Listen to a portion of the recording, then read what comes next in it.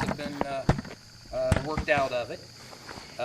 It does tend to fly very much like an ultralight, but with a considerable amount extra power, more than any other ultralight, I do believe, at least based on all the other ultralights that I've flown in my life. So far, I'm very impressed with it, and I think today marks the first day where celebration, is in order.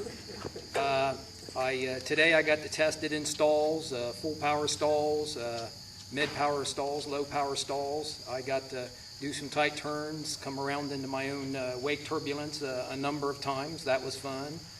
It didn't behave unusual or bad in any way compared to any other ultralights, even those like Quicksilvers, which have the low center of gravity, which you would think would be more apt to handle such conditions. It seemed to handle it extremely well.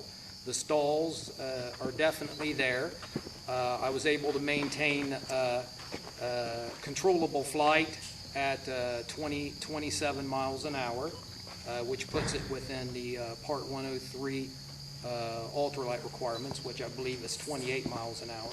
At times the airspeed indicator was dropping down to below 25.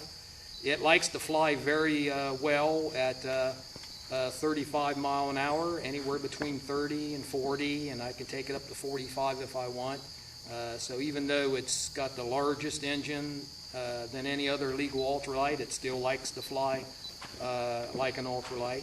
The inverted V canard seems to do pretty much what I hoped that it would do, and I did some hands-off flying a couple of times. I don't know if you've seen me, but a few times there I had my hands up in the air like that, and I think I could feel that it was creating a little bit of drag, but it flew very well. I'm really impressed with it. It's just amazing that on the third test flight that it seems to fly so well. I don't know what more to say other than I'm real excited that I think it's definitely a new type of ultralight like the world has never seen before, and I expect that this design has a great future, and especially the new control system, which I just love the new control system. I think those people that fly weight shift will find that it has great appeal to them, and it just captures the best of all the best features in all the world's control systems, weight shift and aerodynamic. It's basically a hands-on control system where you just don't need your feet. I just had to tell myself a lot of times, just don't bother with the feet, just let it sit on the pedals and do nothing. It just flies great just from the handlebars.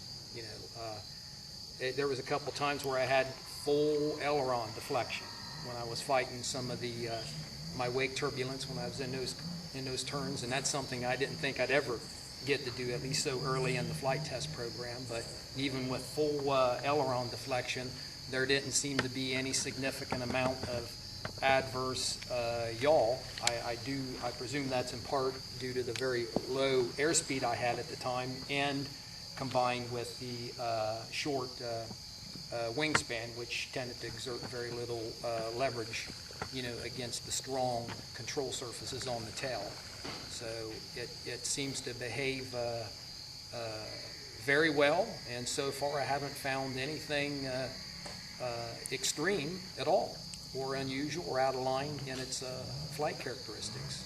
And again, there's going to be a lot more flight testing coming up in the future, where I install the flapper-on control, which will only add about a half a pound of additional weight, since most of it's in place now, and I'll be experimenting with different flapper-on settings. Right now I do have some flapper-on angle, which no doubt keeps the top speed under control, and has a little effect on the center of lift also.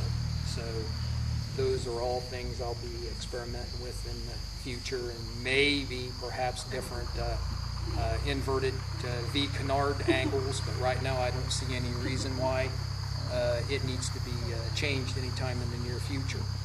So for now, it's a great flying aircraft, and the test flights from now on will be a lot closer together than the time lapse between these the first two and this third one. So signing off. Talk to you all later out there in the ultralight land.